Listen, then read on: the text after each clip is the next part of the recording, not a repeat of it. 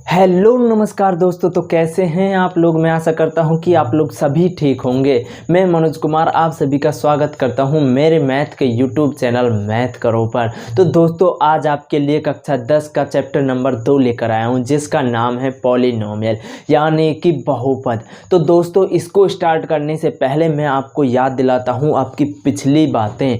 तो पिछली बातें कक्षा 6 से स्टार्ट होती है। कक्षा 6 में हमने पढ़ा था बीजगणित, फिर कक्षा 7 में हमने पढ़ा था सरल समीकरण, फिर कक्षा 8 में हमने पढ़ा था एक चर वाले रैखिक समीकरण, फिर कक्षा 9 में हमने पढ़ा था बहुपद, फिर कक्षा 10 में हम पढ़ रहे हैं दोबारा से बहुपद। तो बहुपद हम जो कक्षा 9 में पढ़ चुके हैं उसमें जो मैटर रह गया है उसको अब हम कवर करने वाले हैं। तो क्या चीज़ें हैं बहुपद, ये कितने प्रकार के होते हैं, कैसे नहीं होते, तो इसके बारे में आज आपको मैं बेसिक से पढ़ाऊँगा, बिल्कुल सिंपल। तो दोस्तों चलिए अब स्टार्ट करते हैं। तो देखो पॉलिनोमियल यानी बहुपद, अगर मैं सिंपल वर्डों में आपसे कहूं कि बहुपद की परिभाषा क्या है, तो बहुपद इसका मैं विखंडन कर रहा हूं, इसको दो भागों में तोड़ रहा हूं। एक तो टूट जाता है बहु और दूसरा टूट जाता है पद। बहु मतलब अपनी सास बहू, वो वाला तो बिल्कुल नहीं है, ठीक है। बहु मतलब होता है बहुत, ठीक है।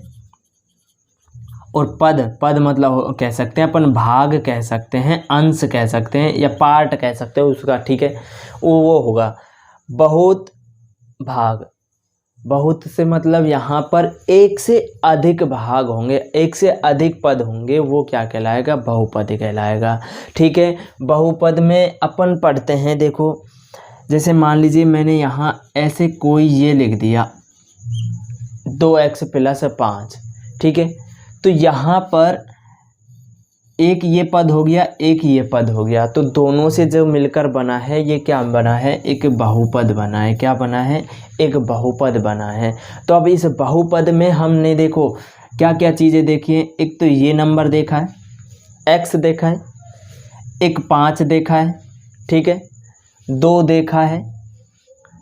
अब ये भी चीज़ें अलग अलग देखी हैं, ठीक है। इनसे कंबाइंड होके क्या बन रहा है, एक बहुपद बन रहा है।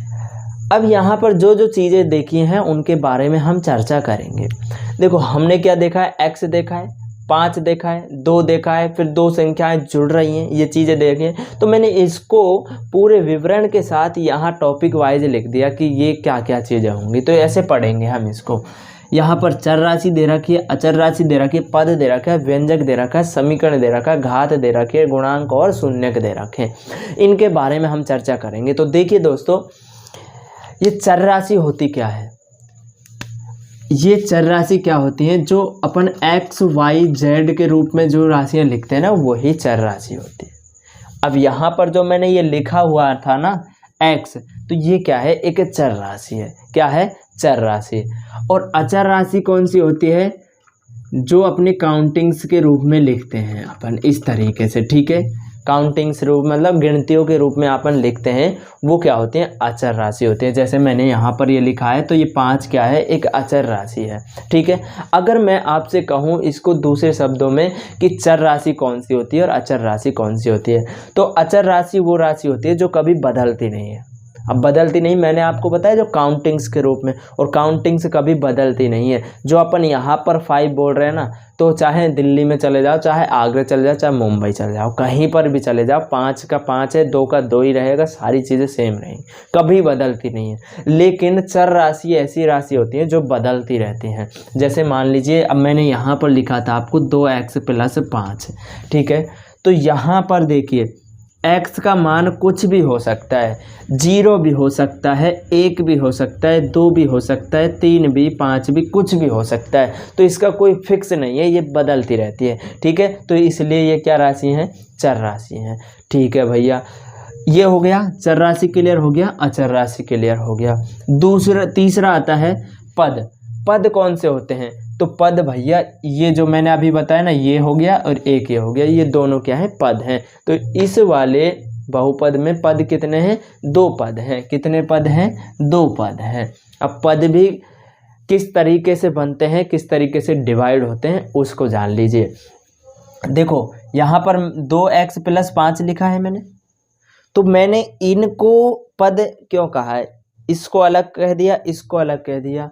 मैंने ऐसे क्यों नहीं कहा कि ये 2 है और ये भी है और ये भी है तो इसमें 3 पद हो गए, तो ऐसा नहीं है। अगर आपको पद काउंट करने हैं, पद गिनने हैं कि कितने पद होंगे, तो आपको वहाँ पर प्लस और माइनस चिन्ह ही देखना है।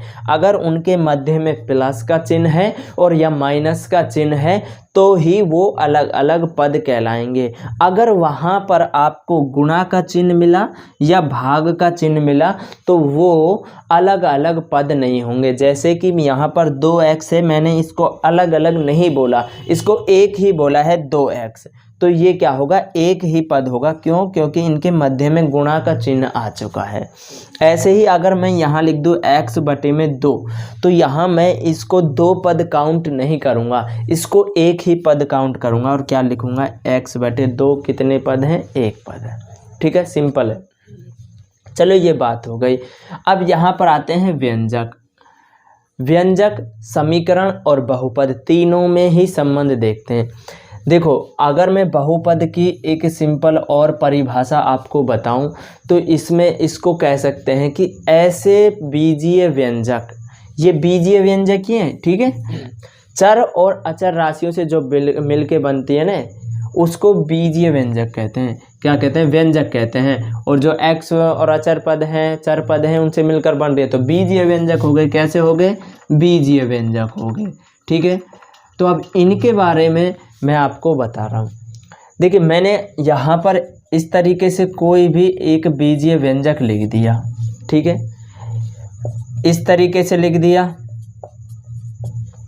या फिर 1/x + 3 इस तरीके से लिख दिया। ठीक है, तो मैंने यहाँ आपके लिए ये जो लिख रखे हैं ये क्या हैं, व्यंजक हैं। ऐसे में जब चर और अचर राशियों से मिलाकर कोई भी व्यंजक बनाता हूँ तो वो क्या कहलाते हैं, बीजीय व्यंजक कहलाते हैं। ये तो सिंपल है कि बीजीय व्यंजक कौन से होंगे, जो चर और अचर राशियों से मिलकर, मैंने कैसे भी लिख दिया उल्टा सीधा, ठीक है, वो क्या होंगे, बीजीय व्यंजक होंगे। लेकिन वहाँ बहुपद होगा या नहीं होगा, वो बीजीय व्यंजक बहुपद होगा या नहीं होगा। तो दूसरे शब्दों में मैं आपको बताऊं कि बहुपद की परिभाषा एक और होती है कि ऐसे बीजीय व्यंजक जिनमें चर राशियों की घात एक पूर्ण संख्या हो, मतलब कि ऐसे बीजीय व्यंजक जिनमें चर राशि कौन सी होती है, x, ये रही, ठीक है, ये चर राशि हैं। अब चर राशि हैं, इनकी क्या होनी चाहिए, इनकी जो घात है वो क्या होनी चाहिए, एक पूर्ण संख्या होनी चाहिए। क्या होनी चाहिए, एक पूर्ण संख्या। और पूर्ण संख्या आप लोग जानते हो किसे कहते हैं, जो 0 से स्टार्ट होती हैं, 0, 1, 2, 3, 4, 5 इस तरीके से। ठीक है, कभी भी चर राशि की घात बटे में नहीं होनी चाहिए, पॉइंट में नहीं होनी चाहिए। तो मैं यहाँ पर आपसे पूछता हूँ कि बताइए कि कौन सा इन तीनों में से बहुपद है। तो यहाँ पर क्या देखना है आपको, चर राशि की घात है वो एक पूर्ण संख्या होनी चाहिए, बस इतना सा देखना है, वो बहुपद हो जाएगा। ठीक है, अब यहाँ देखता हूँ, यहाँ ये चर राशि है, इसकी जो घात है वो एक पूर्ण संख्या है, यहाँ पर भी एक है, ये भी पूर्ण संख्या है। ठीक है, तो जब ये पूर्ण संख्या है तो ये जो पूरा होगा वो क्या होगा, एक बहुपद होगा। क्या होगा, एक बहुपद होगा। ठीक है भैया, अब चलते हैं इस पर।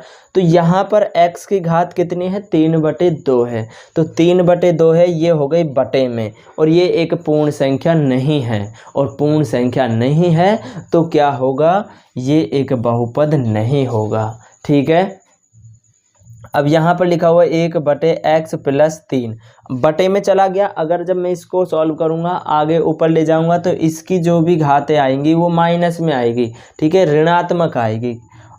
क्या आएगी, ऋणात्मक आएगी।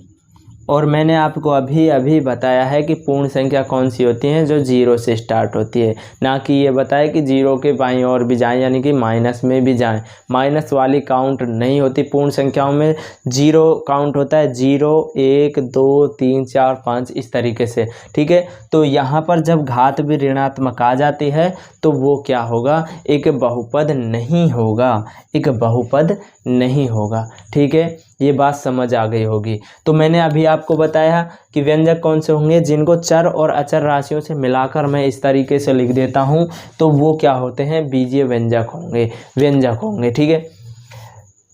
अगला पॉइंट आता है समीकरण, और यहाँ पर मैंने आपको ये बता ही दिया है बहुपद क्या होंगे, जिनकी पूर्ण से चर राशियों की जो घातें हैं वो क्या होनी चाहिए, एक पूर्ण संख्या होनी चाहिए।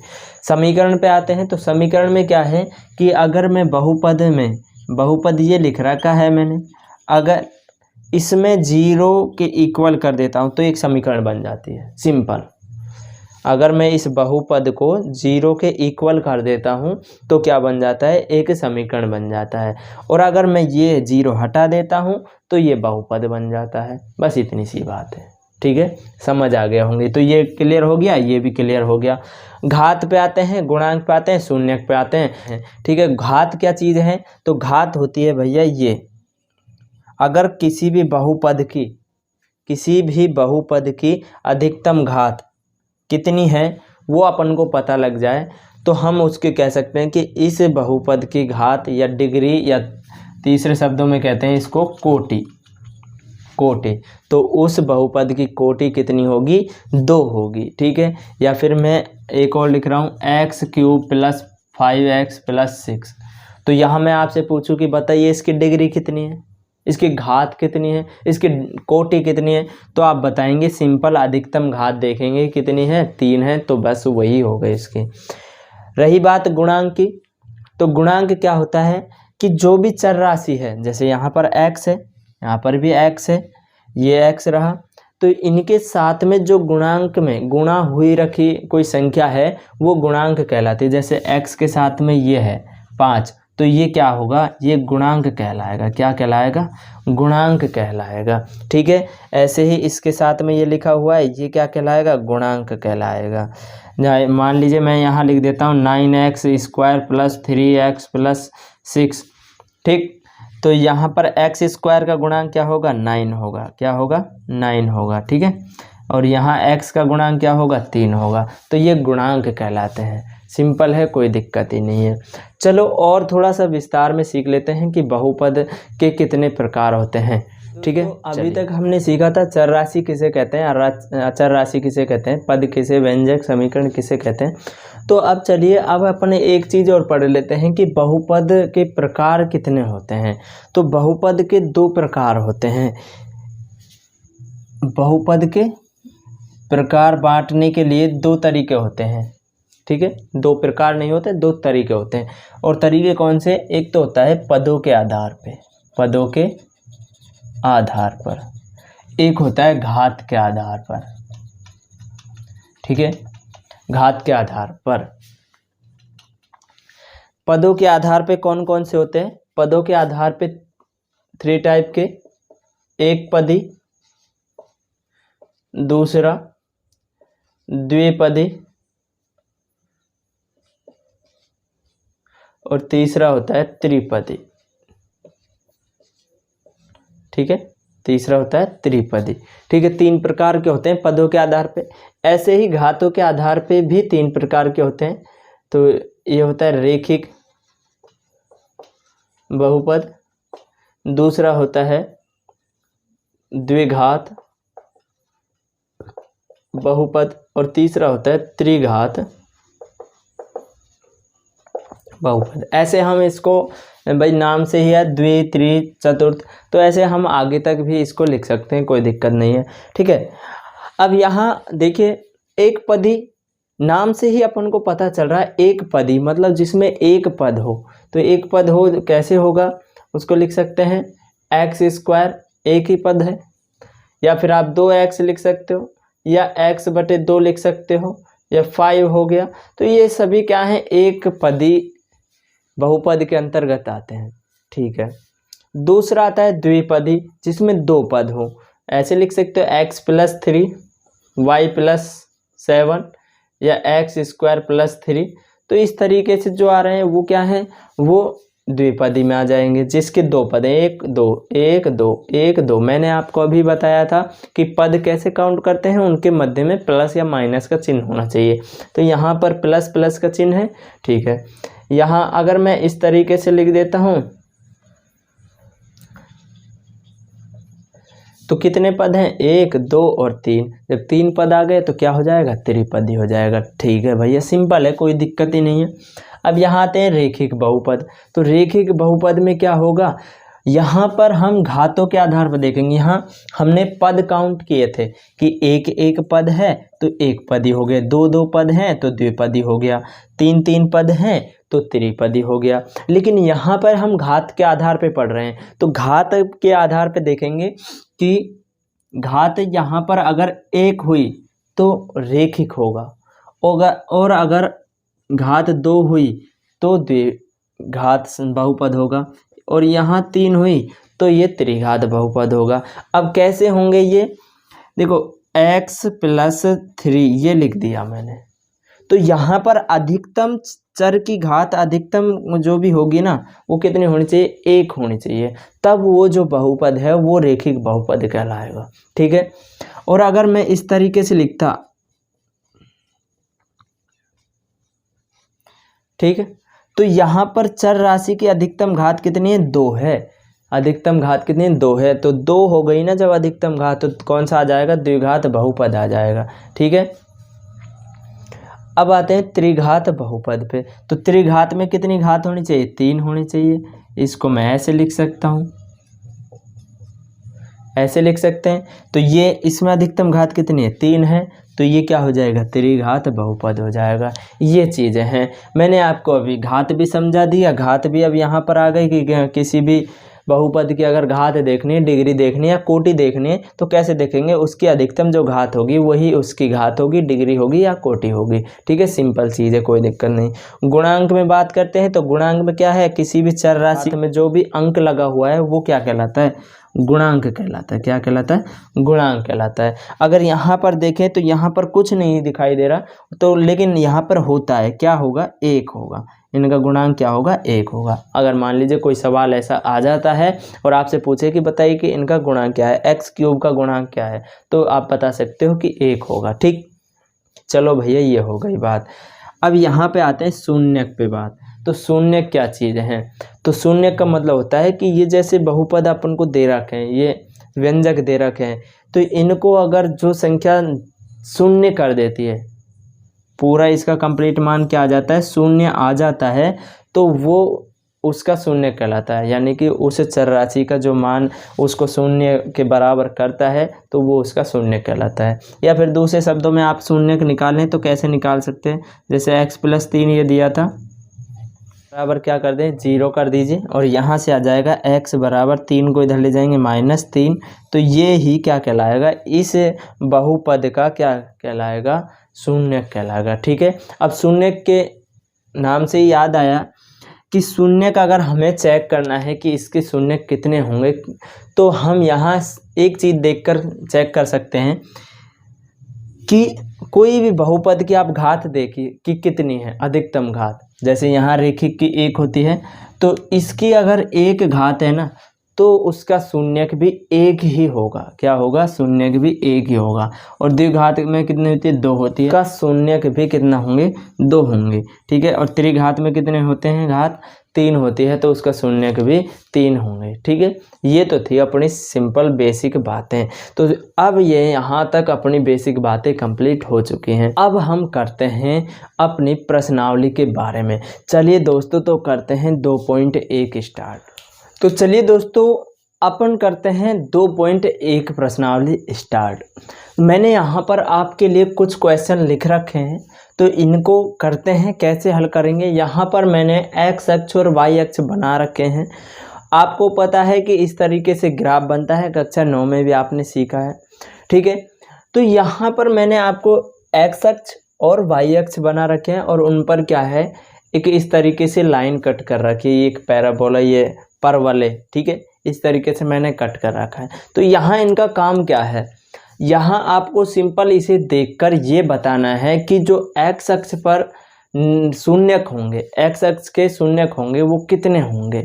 ठीक है, तो यहाँ देखिए ये वाली लाइन है, ये एक्स अक्ष को कहाँ कहाँ काट रही है, कितनी जगह काट रही है। तो यहाँ पर मैं अगर देखता हूँ तो ये वाली लाइन एक्स अक्ष के क्या है, समांतर है, और समांतर है, एक्स अक्ष को कहीं नहीं काट रही। तो यहाँ जो शून्यक होंगे वो कितने होंगे, वो होंगे भैया 0। ठीक है, कितने होंगे 0, क्योंकि एक्स अक्ष को कहीं नहीं काट रही। और जो हमको शून्यक निकालने हैं वो एक्स अक्ष पे निकालने हैं। अगर ये रेखा एक्स अक्ष को कहीं काटती है तो वो उसके शून्यक में काउंट हो जाता है। जैसा कि हम दूसरे सवाल में देखते हैं, दूसरे सवाल में ये वाली लाइन कहाँ कट कर रही है, यहाँ पर कट कर रही है एक्स अक्ष को। तो ये ही इसका क्या होगा, शून्यक होगा। क्या होगा, शून्यक। और कितने होंगे शून्यक, एक जगह कट कर रही है तो 1 होगा। ठीक है, ये काउंट नहीं करना, वाई अक्ष पर कितनी जगह काट रही है वो अपन को नहीं करना। वो कह रहा है कि पी एक्स अक्ष पर पी एक्स के शून्यक निकालने अपन को। ठीक है, वाई बराबर पी एक्स पर, पी का मतलब होता है पॉलिनोमियल। ठीक है, एक्स पर देखना है। अब यहाँ देखें एक्स पर कितनी जगह कट कर रहा है, 1 2 3, तो शून्यक कितने हो जाएंगे, शून्यक हो जाएंगे इसके 3। ऐसे ही इसको देखते हैं, इसके शून्यक 1 2 और 3, तो शून्यक कितने हो गए, शून्यक हो गए 3। ठीक है, अगर ये टच भी कर रहा है ना, उसको टच करके भी वापस जा रहा है तो भी वो शून्यक में काउंट होगा। ठीक है, मैंने आपको फर्स्ट करा दिया, सेकंड, थर्ड और फोर्थ, ये सिक्स्थ करा दिया, तो फोर्थ और फिफ्थ आपको करना है। इसमें 6 हैं तो 2 रह रहे हैं, वो आप लोगों को करने हैं। ठीक है, तो ये तो हो गई 2.1, बिल्कुल ही नॉर्मल, बिल्कुल ही सिंपल है, कोई दिक्कत ही नहीं है। चलिए अब हम करते हैं 2.2। तो चलिए दोस्तों अब स्टार्ट करते हैं प्रश्नावली नंबर 2 की एक्सरसाइज 2.2 के बारे में।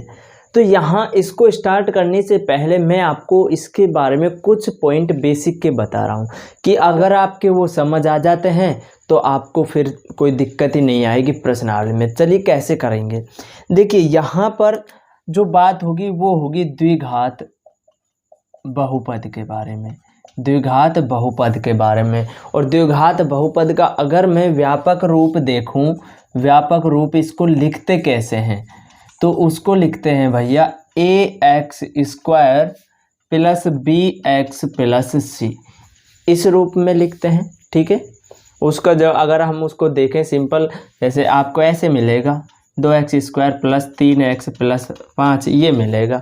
ठीक है, तो ये वाला और ये वाला दोनों को अगर मैं कंपेयर करता हूँ तो सेम है। ठीक है, ए के स्थान पर क्या है 2 है, बी के स्थान पर क्या है 3 है, और सी के स्थान पर क्या है 5 है। ठीक है, ये बात हो गई व्यापक रूप के बारे में। अब यहाँ पे एक चीज़ शून्यकों के बारे में, तो शून्य क्या होंगे, देखो यहाँ पर मैंने आपको अभी बताया था, जब बेसिक समझाया था कि अगर आपको द्विघात बहुपद दे रखा है तो वहाँ पर घात देखते ही पता लगा लेंगे कि शून्यक कितने होंगे। तो शून्यक यहाँ पर कितने होंगे, शून्यक होंगे 2। ठीक है, द्विघात बहुपद में कितने शून्यक होंगे, 2। मान लीजिए, माना हमने वो शून्यक मान लिया, अल्फा मान लिया और एक मान लिया बीटा। ठीक है, एक अल्फा मान लिया, एक बीटा मान लिया, तो इनके मध्य में कुछ संबंध हैं वो निकालने हैं।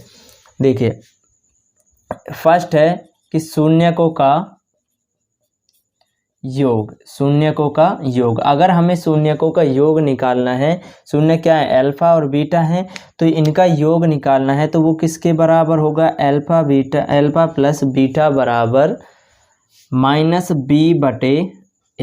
-b/a, -b, b कौन सा है, x का गुणांक, किसका, -x का गुणांक बटे a क्या है, x² का गुणांक, तो x² का गुणांक। ठीक है, गुणांक के बारे में मैंने आपको जब बेसिक पढ़ाया था तब बता ही दिया इससे पहले। ठीक है, तो ये होगा शून्यकों का योग कैसे होगा, अल्फा प्लस बीटा बराबर -b/a बराबर -x का गुणांक बटे x² का गुणांक। ये आगे जाके यूज होगा, इसलिए इसको समझ लेना। दूसरा आता है शून्यकों का गुणनफल, गुणनफल, ठीक है।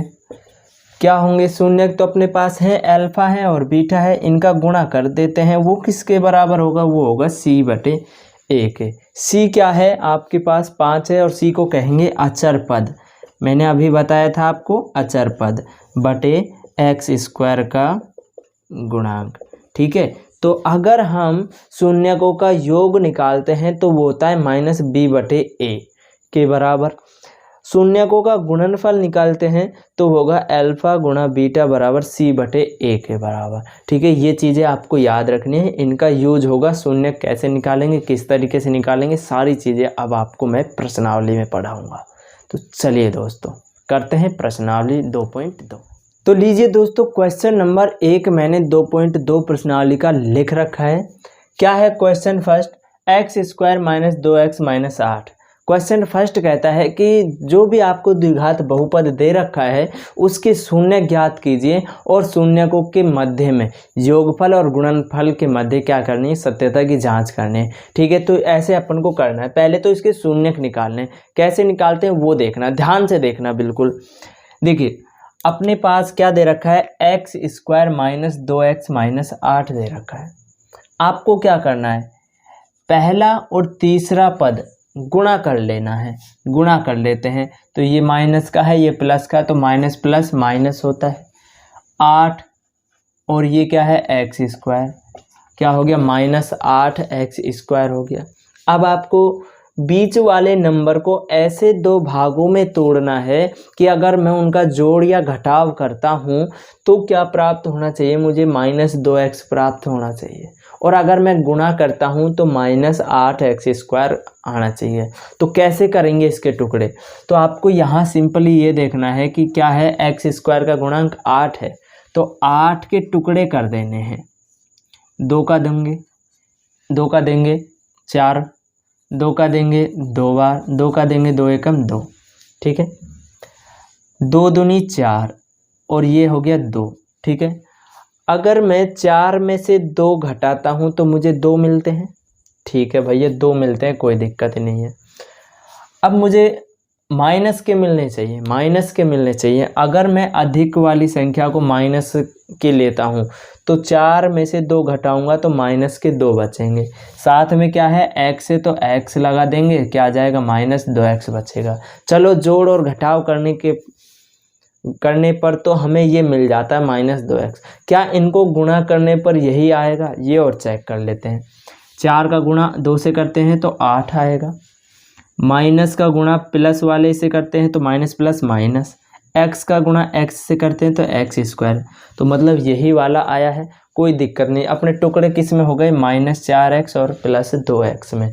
यहाँ रख दीजिए इसके स्थान पर x² - 4x प्लस के 2x -8। सिंपल है बिल्कुल, कोई दिक्कत वाली बात ही नहीं है, टुकड़े हो चुके अपने।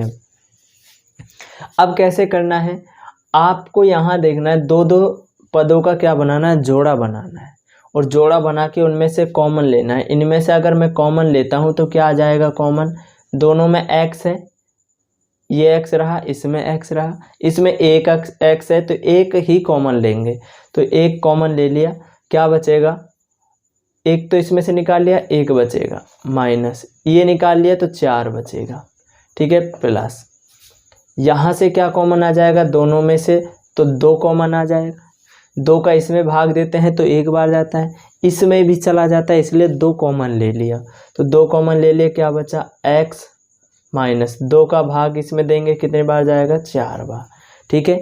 अब यहाँ एक चीज़ पे आप गौर करना कि यहाँ जो ये कोष्टक वाले नंबर हैं ये आपको सेम आने चाहिए, ठीक है। अगर ये सेम मिलते हैं तो इसका मतलब आपने जो यहाँ तक सवाल किया है वो सही है, ठीक है। तो अब अपना सही है ये पे, तो दोनों में से x - 4 कॉमन ले लेते हैं, बचा क्या x, इसके साथ में क्या बचा +2, ये कॉमन ले लिया दोनों में से तो कॉमन आ गया बाहर, इसके साथ में x बचा, इसके साथ में +2। अब आपको क्या करना है, इन दोनों को 0 के बराबर करना है। 0 के बराबर कर दो, एक बार इसको कर दो 0 के बराबर, एक बार इसको कर दो 0 के बराबर, ठीक है। तो x बराबर कितना आ जाएगा 4, इसको इधर लेके जाऊंगा तो प्लस का हो जाएगा। ठीक है भैया, ये आ गया x, इसको इधर ले जाऊंगा तो माइनस का 2 हो जाएगा। तो x का मान आ गया -2। ठीक है। अब यहाँ अपन को सत्यता की जांच भी करनी है, तो सत्यता की जांच करते हैं भैया। सत्यता की जांच कि जो हमारे आंसर आए हैं वो सही आए हैं या गलत आए हैं। तो फर्स्ट पॉइंट में मैंने क्या बताया था आपको कि शून्यकों का क्या करना है, शून्यकों का योग। शून्यकों का योग करते हैं। अल्फा प्लस बीटा बराबर -b/a, ये मैंने आपको बताया था। चलिए करते हैं। अल्फा क्या है, तो अल्फा इसको मान लीजिए और बीटा इसको मान लेते हैं। ठीक है, दोनों मान लिए। अल्फा के स्थान पर 4 रख देते हैं प्लस बीटा के स्थान पर -2 बराबर -b/a। अभी मैंने आपको व्यापक रूप बताया था, क्या था, ax² + bx + c। तो इससे कंपेयर करके b और a का मान निकालते हैं। x² का गुणांक क्या है, यहाँ पर देखें तो 1 है, कुछ नहीं दिखाई देता जब 1 होता है। ठीक है, x का गुणांक b है, तो यहाँ पर क्या है, x का गुणांक -2 है, तो यहाँ रख देते हैं। b का मान कितना आया, b का मान कितना है -2। a का मान, a x² का गुणांक है, तो x² का गुणांक कितना है 1, तो 1 रख देते हैं। तो 4 + -2 बराबर माइनस प्लस के 2, 1 का भाग लगाएंगे तो वही आएगा। ठीक है, 4 में से 2 गया तो 2 और ये 2, तो ये तो सही है कि अभी तक तो मान बराबर आया है, इसका मतलब हमने जो कैलकुलेशन की है वो ठीक है। लेकिन अभी पूरा नहीं हुआ है, तो दूसरा पॉइंट क्या आता है, शून्यकों का गुणनफल आता है, गुणनफल। ठीक है, करते हैं। अल्फा गुणा बीटा बराबर क्या होगा, c/a होता है। अल्फा का मान आपको क्या दिया है, 4 दिया है, तो 4 गुणा बीटा का मान -2 बराबर c का मान कितना है, -8 है। a x² का गुणांक कितना है, 1 है।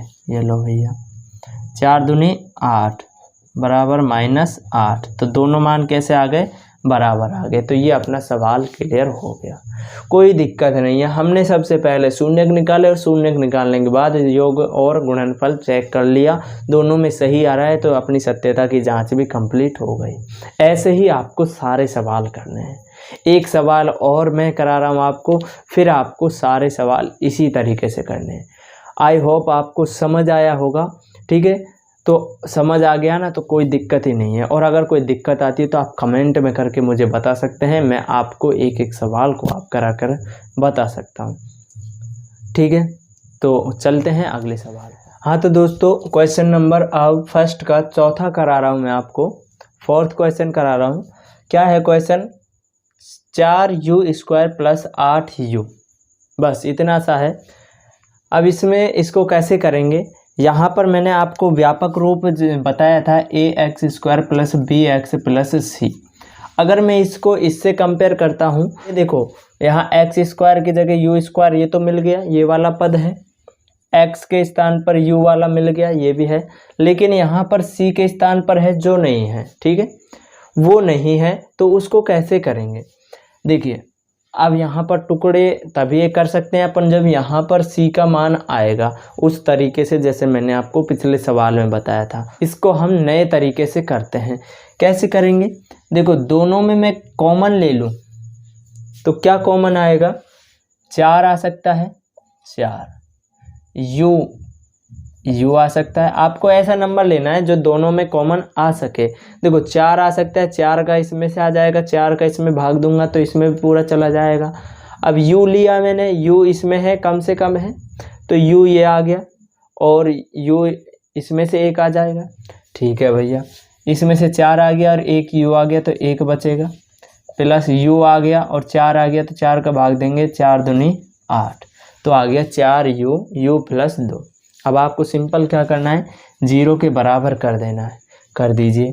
4u को कर दो बराबर 0 के और u + 2 को कर दो एक बार। क्या होगा, u बराबर 4 का भाग लगा दीजिए 0 में, तो कितना आ जाएगा, 0 आ जाएगा। एक तो आ गया ये, दूसरा यहाँ u का मान निकालते हैं तो इसको इधर ले जाएंगे तो ये किसका हो जाएगा, माइनस का। तो अपने पास दो मान आ चुके हैं, u का एक 0 आ गया, एक -2 आ गए, दो शून्यक आ गए। अब अपने पास ये मान लीजिए अल्फ़ा का मान है और ये बीटा का मान है। आपको मैंने अभी बताया था सत्यता की जांच, सत्यता की जांच कैसे निकालते हैं। फर्स्ट है शून्यकों का योगफल, शून्यकों का योगफल कैसे निकालेंगे, अल्फ़ा प्लस बीटा बराबर क्या होगा, -b/a।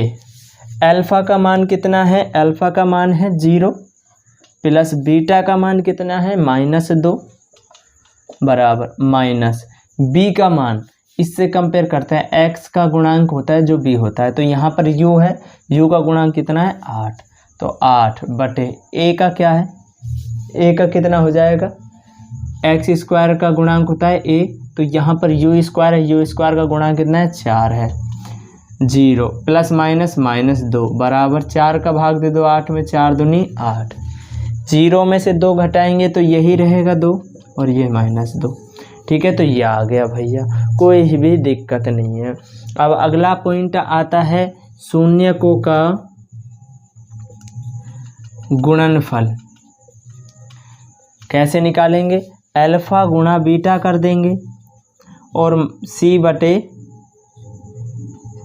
आ जाएगा। ठीक है, अल्फ़ा का मान कितना है, अल्फ़ा का मान 0 है, बीटा का मान कितना है -2 है, c का मान, अब यहाँ पर ये c है तो यहाँ मुझे कहीं c नहीं दिखाई दे रहा, तो मैं यहाँ अगर 0 रख देता हूँ तो उसका मतलब भी यही होगा, यही मान रहेगा।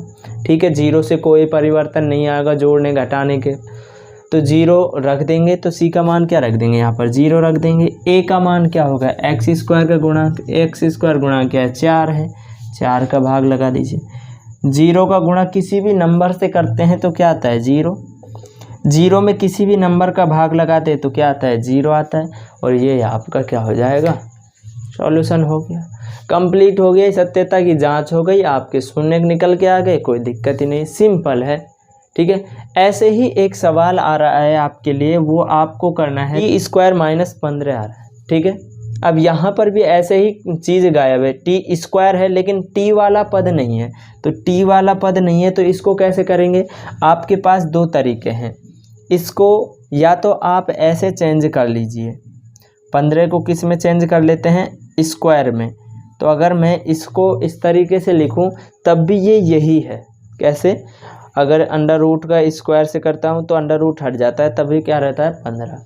अब यहाँ पर मुझे ये देखने पर ऐसा लग रहा है a² - b², और ये कैसे हो सकता है, a - b और a + b। ठीक है, तो इसका मतलब t - 15 √15 और t + √15 बराबर में आप 0 के कर दीजिए, तो यहाँ से आ जाएगा t - √15 बराबर 0, t + √15 बराबर 0, तो ये आ जाएगा t बराबर √15, एक तो ये आ गया, t बराबर -√15, एक ये आ गया, दो मान आ गए। इस तरीके से आप अल्फ़ा और बीटा का मान रख के और फिर सत्यता की जांच निकाल सकते हो। ठीक है, या फिर आप इसको डायरेक्ट यहाँ 0 के बराबर करके भी कर सकते हो। कैसे, t² है, इसको इधर लेकर गए तो किसका हो जाएगा, प्लस का, t इस पर अंडर रूट चढ़ा देंगे, √15, या फिर t बराबर किसके आएंगे, ये प्लस माइनस में आते हैं आपको पता है, तो एक बार प्लस ले लो और एक बार माइनस ले लो। ठीक है, तो ये आपके ऐसे आ जाएंगे, आपके लिए जो सूटेबल लगे, आपको जो अच्छा लगे उस तरीके से आप कर सकते हो, या इस तरीके से या इस तरीके से। ठीक है, अब करते हैं question number 2। Question number first के मैं 2 करवा चुका हूँ, तीसरा ये मैं बता दिया है, और जो बाकी हैं वो आपको घर बैठ के करने हैं। ठीक है, तो चलिए करते हैं क्वेश्चन नंबर 2।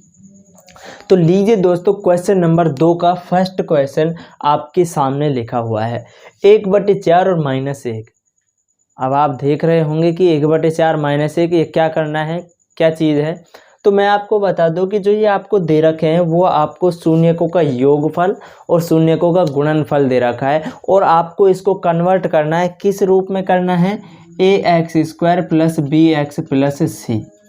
अभी तक जो आपने क्वेश्चन किए थे फर्स्ट वाले के जो भी क्वेश्चन थे वो आपको इस रूप के दे रखे थे और आपको शून्यक निकालने थे। अब थोड़ा सा उल्टा हो गया, आपको इस तरीके से दे रखा और ऐसे निकालना है, ये बनाना है। तो मान लीजिए, माना द्विघात बहुपद ax square plus bx plus c है जिनके शून्यक अल्फा और क्या है बीटा है। हमने ये मान लिया यहाँ पर कि वो जो द्विघात बहुपद है वो ax square plus bx plus c के रूप का है, ठीक है, और शून्यक है अल्फा और बीटा, ठीक है। अब वो कंडीशन पे चलते हैं। फर्स्ट वाली अपनी कंडीशन क्या होती है, शून्यकों का योगफल होता है। शून्यकों का योगफल कैसे लिखते हैं, अल्फा प्लस बीटा बराबर क्या होता है माइनस बी बटे ए, ये लिखते हैं। अब ये यहाँ जो आपको फर्स्ट दे रखा है 1/4 वो ये है अल्फा प्लस बीटा, तो इसके बराबर में लिख देंगे 1/4। चलो ये काम हो गया। दूसरा पॉइंट आता है अपना शून्यकों का गुणनफल, ठीक है, शून्यकों का गुणनफल अल्फा गुणा बीटा बराबर क्या होता है c/a। अल्फा गुणा बीटा शून्यकों का गुणनफल, ये वाला जो मान दे रखा है ये शून्यकों का गुणनफल है, तो लिख दीजिए कितना है -1, ठीक। अब यहाँ आपको क्या देखना है, ध्यान से देखना।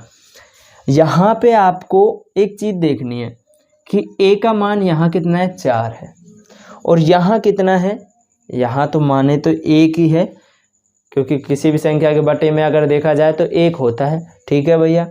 लेकिन यहाँ 1 है और यहाँ 4 है, तो ये आपको बराबर करने। पहले तो हम क्या करें, यहाँ 4 है तो यहाँ भी हम 4 करते हैं नीचे बटे में। अगर मैं 1 का गुणा 4 से करता हूँ तो 4 एकम 4 हो गया 4, लेकिन हमें फिर ऊपर भी करना पड़ेगा क्योंकि संतुलित करके चलना पड़ेगा। तो संतुलित हो गया, कितना हो जाएगा 4 का गुणा 1 से करेंगे -4 और 4 एकम 4। तो a का मान आपके पास क्या आ गया, दोनों से जब देखते हैं तो 4 आ गया। b का मान देखिए, b का मान क्या है, यहाँ पर माइनस है और यहाँ पर प्लस है। जब यहाँ पर माइनस होता है और यहाँ पर प्लस, तो आपको मान भी किस में लेके चलना है, माइनस में। यहाँ के हिसाब से यहाँ माइनस है तो यहाँ माइनस, और अगर यहाँ भी माइनस होता है और यहाँ भी माइनस, तो आपको प्लस का मान के चलना। तो अब यहाँ किसका मानेंगे, -1 मानेंगे।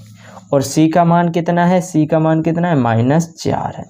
तो अब ये सारे मान a b c के मान सभी इसमें रख दीजिए, रखिए। तो इसमें जब रखेंगे तो इसमें a के स्थान पर 4 रख दो, 4x स्क्वायर, b के स्थान पर -1 और 1 को रखो चाहे मत रखो, सीधा x लिख दीजिए, प्लस c का मान क्या होगा -4, तो c का मान -4 रख दीजिए, -4, और यही क्या होगा आपका द्विघात बहुपद होगा, ठीक है। तो ये आपका क्वेश्चन है जो सॉल्व हो चुका है और ये आपका द्विघात बहुपद आ गया 4x स्क्वायर -x -4, ठीक है। आई होप आपको समझ आया होगा, ठीक है। इस तरीके से करने हैं और सारे क्वेश्चन आपको इसी तरीके से करने हैं।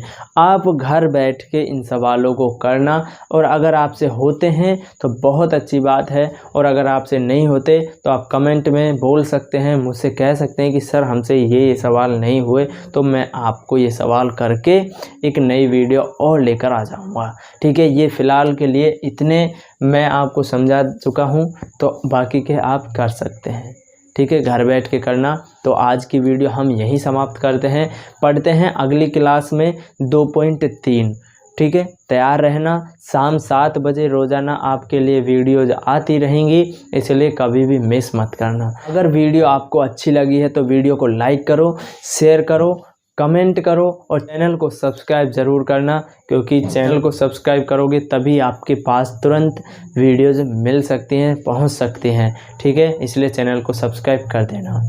धन्यवाद।